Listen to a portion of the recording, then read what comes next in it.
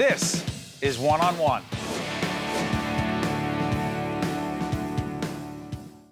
We're here at on the campus of Bergen Community College. We're not talking higher ed. We're actually talking to a pretty interesting, very interesting special individual. She's been on Capitol Report many times, but we're not here to talk public policy. We're here to talk about her, Assemblywoman Holly Schepisi, who, man, you've had an interesting life outside of politics, right?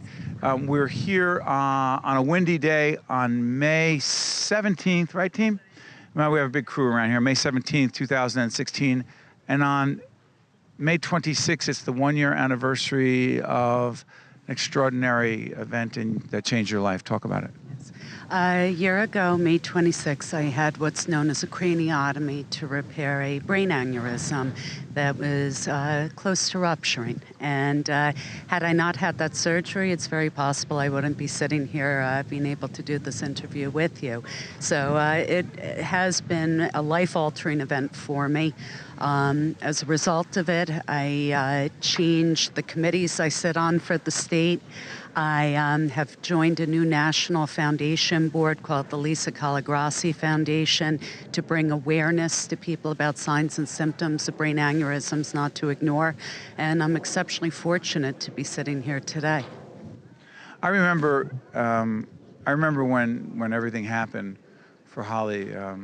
All of us who are in the media world, around the political, governmental world, it was such a shock for such a healthy woman. You have two children, two young children.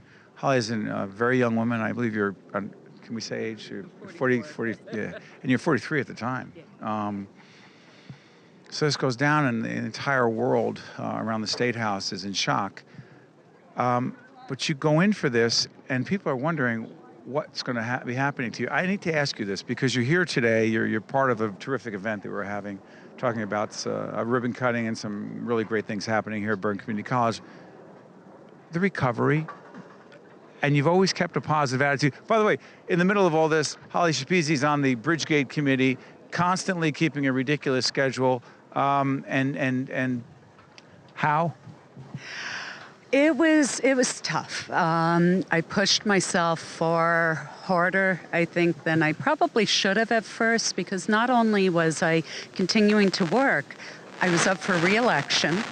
I had to, within literally a couple of weeks of having this major surgery, get back out there and show that I was okay in order to be up for re-election. Hold on, I need to ask you this, because when it was happening, I was wondering, did she consider not running? I did. And you know what, it was one of those moments in my life where things just happened so quickly that you really weren't afforded an opportunity to think through a lot of things. And it would have been very easy for me to walk away from everything. And, you know, I think a lot of people probably would have. I just felt compelled to continue going on with life as normal. And I think that helped me through the process, because there are a lot of things that you don't expect that come out of this. Depression at times, anxiety, a whole host of things that no matter how strong of an individual you are, you're not really prepared for, as well as facing your own mortality at a fairly young age. And I managed to fake it a lot and from an outward perspective appear to be 100%. And it's taken me a full year to really get back to where I was. I developed a very rare complex migraine, which sometimes would almost mimic having a stroke. And I'd be in the middle of giving a speech and I'd feel the right side of my face shut down.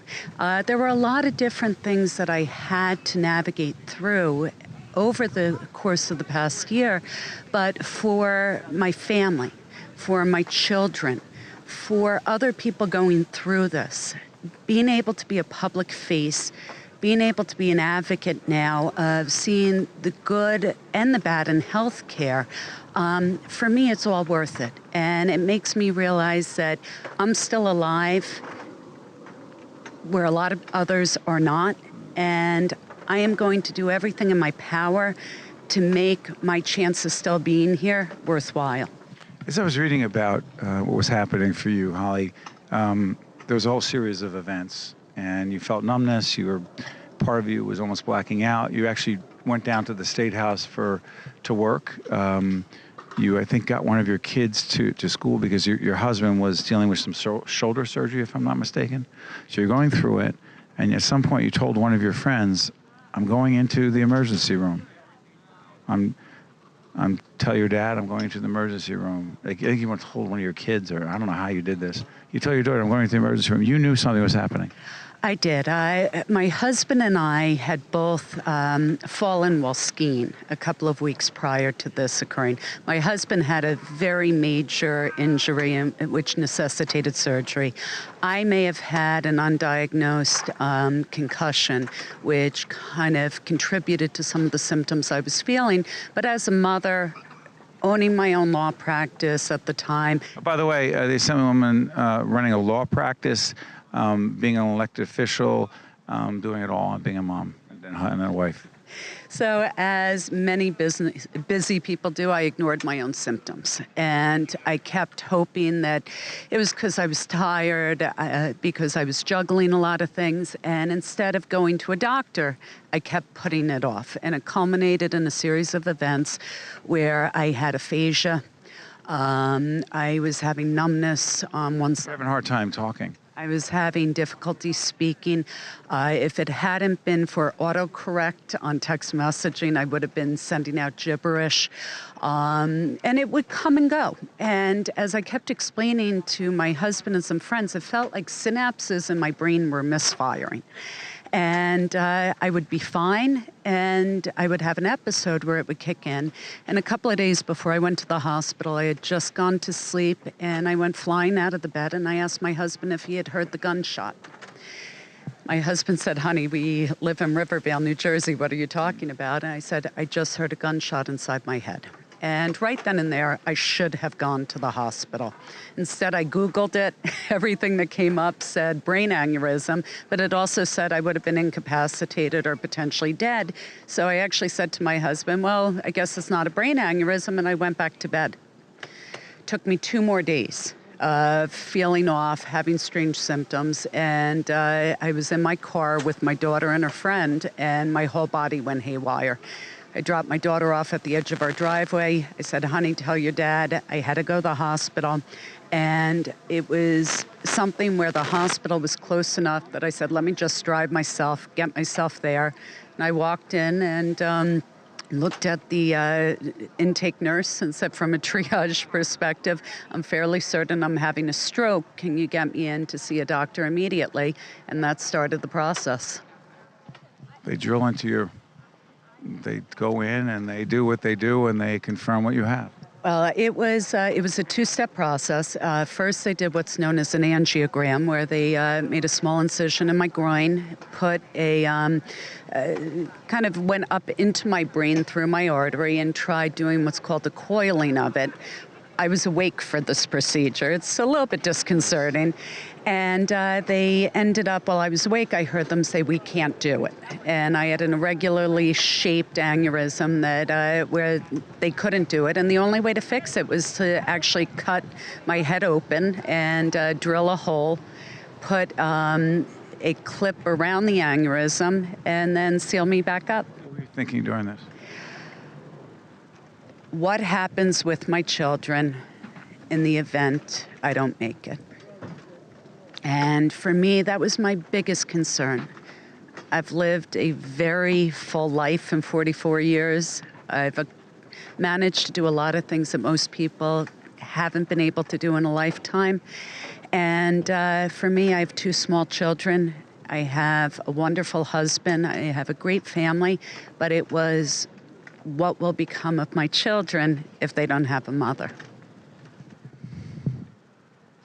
What's the message you want to leave with everyone watching right now who are struck by the story you just told and the impact you're having on them right now? 1, be your own healthcare advocate. If you feel something is wrong, go to the doctor. Don't take chances. As you go through the process, make sure that you advocate for yourself as a patient with the doctors, with the healthcare providers. with respect to bills, even if you have insurance, use one method of payment for every bill you pay. Don't use checks for some things, credit cards for other. Choose one thing that you are going to utilize for every healthcare payment that you make. Keep an Excel spreadsheet, keep full documentation, and fight for what you believe in your heart you need. Finally, do you see your life that's a cliche question. How do you see your life differently today? When you have life-altering experiences, it's actually very freeing in some ways, because a lot of the day-to-day stuff that people fret about that becomes monumental, you can really objectively put all of that aside. And you learn to do the bucket list items now. You learn what's important and what's not. How old are your kids? I have a 4-year-old son and a 12-year-old daughter. Does politics down in Trenton seem even more trivial at times? It seems quite silly at times, and unnecessarily so. There are some really major issues impacting the state, and unfortunately sometimes egos get in the way of progress, and I think we've seen that over the past several years. You have less patience for it? I never had patience for it, quite candidly. How about now? I have zero patience for it now. But I also, even in being in elected office, if I'm not an elected official tomorrow, I still have an incredible life. You could walk away from this? I could walk away from People say you'd potentially be a great governor. You're young, you're talented, you've got a great political base. You say? I've learned never to say never. But you're not sitting there saying, I want to be governor. I need to be governor. I don't need to be governor. If there's an opportunity in the future, and I am still young, where I think I can make a positive impact on the state, would I consider doing it? Yes. But it's not what I'm living and breathing. I'm living and breathing my family while I'm in it, trying to do things that have a positive impact, that enable people to continue living in the state, that enable people to get a hand up when they need it, but and trying to provide people with opportunity.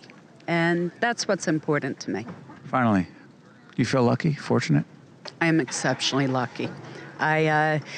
You think I've used up 3 of my 9 lives if I was a cat. And it's unfortunately, it's not my first experience with a life-altering type of thing. I was diagnosed with malignant melanoma when I was 24 years of age during my 2nd year of law school. And it was a rare aggressive form of melanoma that probably came from my use of tanning beds as a teenager, and it could have killed me. And that was one of the first legislative initiatives that I supported, was a ban on tanning beds for teenagers in the state of New Jersey. Where the heck does your positive attitude come from? You know what? Life can be very tough. And I don't care who you are. I don't care where you come from. Life throws a lot of tough things in your way. And to be successful, to have a happy life, you've got to accept the things that you can't control, learn from those experiences, and hope that maybe you can share your own things with others to make life a little bit easier. And I realize no matter how many bad things come my way, I'm far more fortunate than so many other people. And I think if you keep that balance, you keep that attitude, you can get through whatever is going on. Thanks, Holly. Thank you.